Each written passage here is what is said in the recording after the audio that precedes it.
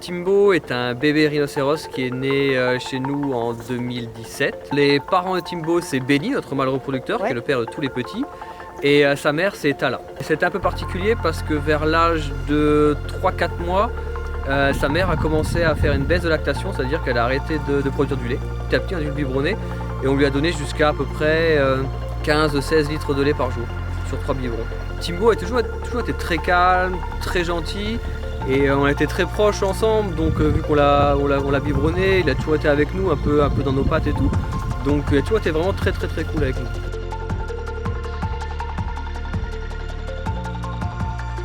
Au zoo d'Amnéville, on a des rhinocéros blancs, donc ça fait partie des 5 sous-espèces de rhinos qu'on peut retrouver à travers le monde. C'est la plus grande, d'une part. Alors c'est loin d'être la plus menacée, puisque le rhinocéros noir ou encore des rhinocéros de Java ou de Sumatra sont extrêmement menacés. Donc le rhinocéros blanc, lui est un peu moins menacé, mais tout de même ça reste des effectifs qui sont assez faibles et c'est pour ça que c'est important qu'on puisse justement conserver d'une manière ex situ, donc en dehors du milieu naturel d'un animal, ces animaux pour éviter justement qu'ils soient enclins à toutes les menaces qui pèsent sur eux dans la nature.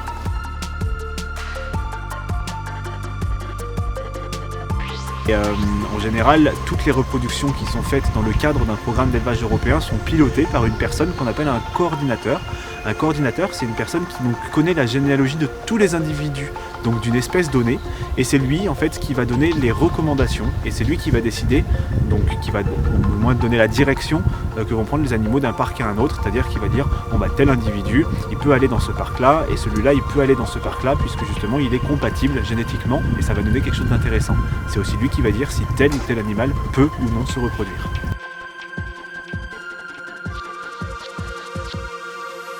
Tous les petits rhinos, ils sont destinés à partir.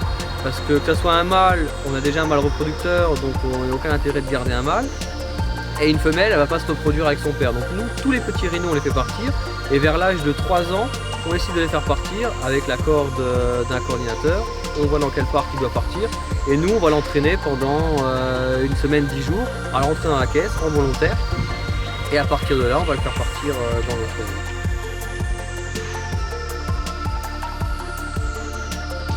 On l'a entraîné à peu près une semaine, 10 jours. À peu près une semaine, la caisse est arrivée. Pendant 2 jours, on lui montre juste la caisse en fait. On ne l'invite pas à rentrer dedans ni rien. Donc on lui met de la nourriture devant cette caisse, en fait devant les barreaux, la caisse fermée et tout. Donc il va manger, il va s'habituer à la caisse. Et après petit à petit on va lui ouvrir la caisse. Et en général par curiosité, c'est des animaux qui sont très curieux, il va rentrer dedans. Et du moment qu'il rentre un petit peu dedans, on va lui donner une récompense. Pour lui montrer que c'est bien, c'est ce qu'il faut faire en fait. Petit à petit, tous les jours, tous les matins et tous les débuts d'après-midi, on va faire ce qu'on appelle un entraînement, c'est qu'on va venir avec lui, on va lui ouvrir la caisse, on laisse pas la caisse ouverte toute la journée, c'est juste par petites périodes. Pendant un petit quart d'heure, on va l'entraîner à rentrer, sortir. En fait, il va faire ce qu'il veut et dès qu'il va rentrer, on va le récompenser et puis il va rester plusieurs minutes dedans, on va le récompenser et le caresser, lui donner de la nourriture. Voilà. Le dernier jour, en fait, on fermera cette caisse. Il y a beaucoup moins de stress pour l'animal. C'est une facilité pour tout le monde. Lui, il va être stressé un tout petit peu pendant quelques minutes au moment de la fermeture de la porte, mais il aura connu cette caisse pendant 15 jours, donc il va très vite se calmer. Et pour lui, pour le transport, ça va être plus plaisant.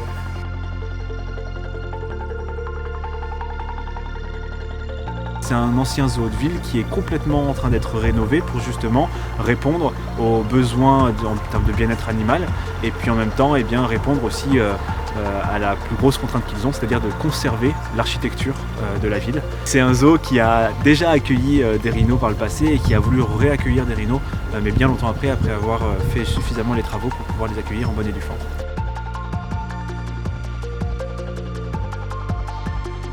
Les soigneurs sont venus avec nous pendant à peu près 2 jours pour que je leur montre un peu Timbo, que je leur montre un peu le fonctionnement qu'on a avec lui, le fonctionnement qu'on a avec tous les rhinos et tout ça. Et nous, on l'a accompagné là-bas pour les former de Timbo sur leur bâtiment.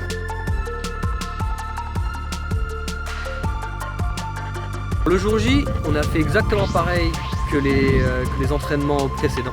En fait. En attendant, on avait mis en place la grue. La grue est arrivée. Et on lui a dit de se garer un petit peu plus loin pour pas alerter un peu Timbo. Donc on a fait rentrer Timbo dans la caisse. Une fois que Timbo était dans la caisse, le grutier est arrivé, il a mis en place la grue, les vétérinaires et tout ça sont arrivés, on a checké Timbo et tout. Et tout allait très bien et après on a mis en place tout le système de levage de la grue pour prendre Timbo avec cette grue. et le placer sur le camion de transport pour l'emmener à Anvers. Et c'est beaucoup de stress. Si au moment de fermer la porte, ça ne marche pas et il recule et il arrive à sortir par panique, il arrive à sortir de la caisse, on sait très bien qu'on n'arrivera pas à le faire re-rentrer dedans avant plusieurs entraînements. En fait.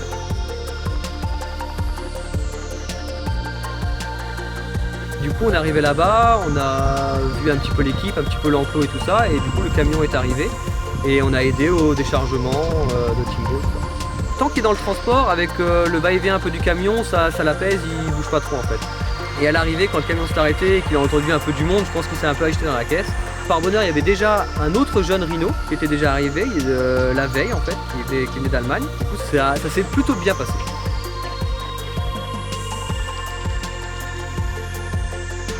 Bien sûr, on a toute l'équipe du zoo de Anvers a créé un groupe en fait, et j'ai régulièrement des photos, on communique, on fait des échanges par le biais de WhatsApp et tout ça.